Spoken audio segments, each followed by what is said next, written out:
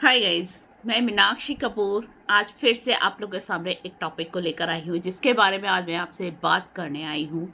और आज मैं अपने ही नॉवेल के बारे में बात करने आई हूँ, नारी का समर्पण, जो मैंने अपने जीवन से और अपने आसपास के समाज से इंस्पायर होकर लिखा है। उन औरतों के लिए लिखा है जो औरतें खुद से,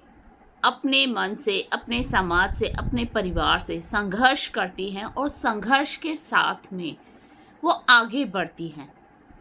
उनके सामने कितनी भी बड़ी परेशानी आ जाए, कितनी बड़ी तकलीफ़ें आ जाएं, पहाड़ आ जाए, कांटे का बाग आ जाए, कुछ भी आ जाए, लेकिन वो उससे किस तरीके से बाहर निकलती हैं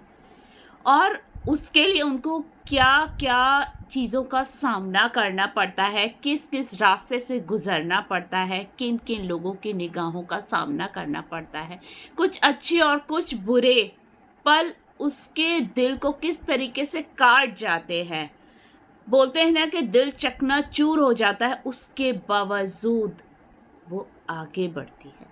तो ये उन औरतों के लिए लिखा है मैंने ये कहानी, ये नॉवेल, जो औरतें अपने जीवन में बहुत कुछ करना चाहती हैं, बहुत आगे बढ़ना चाहती हैं, उनके सपने बहुत बड़े होते हैं, वो हर तरीके से संपन्न होती हैं, बावजूद इसके वो कुछ नहीं कर पाती हैं।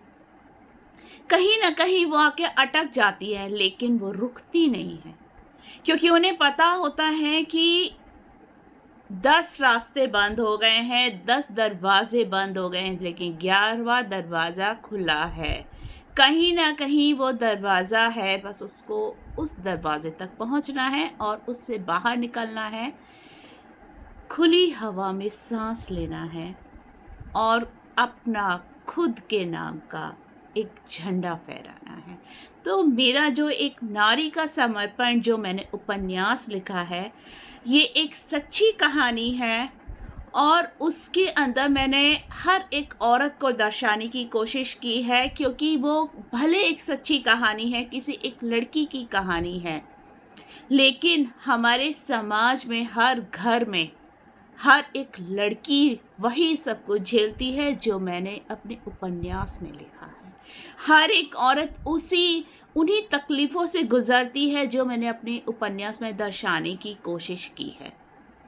तो मेरी कहानी क्यों पढ़नी चाहिए, मेरा नॉवेल क्यों पढ़ना चाहिए, ये तो आपको कहानी को पढ़ के ही समझ आएगा, आपको मेरा उपन्यास पढ़ के ही समझ आएगा। तो चलिए, तब तक इंतज़ार कीजिए। अगले महीने मेरा नॉवेल बिल्कुल आ रहा है, पब्लिक हो रहा है, और मैं चाहूँगी कि मुझे सुनने वाले सभी उस उपन्यास को ज़रूर पढ़ें, क्योंकि वो सिर्फ़ एक लड़की की कहानी नहीं है, वो हर एक उस औरत की कहानी है जो हर एक नारी अपने जीवन में कुछ करने के लिए जन्मी है। उसके सपने बहुत बड़े बड़े हैं, वो कुछ ना कुछ करना चाहती है, लेकिन कभी समाज की वजह से, कभी परिवार की वजह से, कभी जिम्मेदारियों की वजह से, और कभी अपनी रूढ़िवादिता जो हमारा समाज है उसकी वजह से कुछ कर नहीं पाती हैं, वो आगे नहीं बढ़ पाती हैं। और अगर कोई आगे बढ़ भी जाती है तो हमारा समाज एक अकेली औरत को खुली तिजोरी समझ के उसको लूट लेना चाहता है। हमारा समाज ऐसा समझता है कि एक अकेली औरत, अगर वो अकेले अपने दम पे कुछ कर रही है, अगर वो आगे बढ़ने की कोशिश कर रही है, तो वो टेलीफोन का कोई बूथ है कि हर कोई आएगा और डायल कर लेगा और अब उसको इस्तेमाल करेगा और निकल लेगा वहाँ से, उसके दिल को चकनाचूर करने के लिए।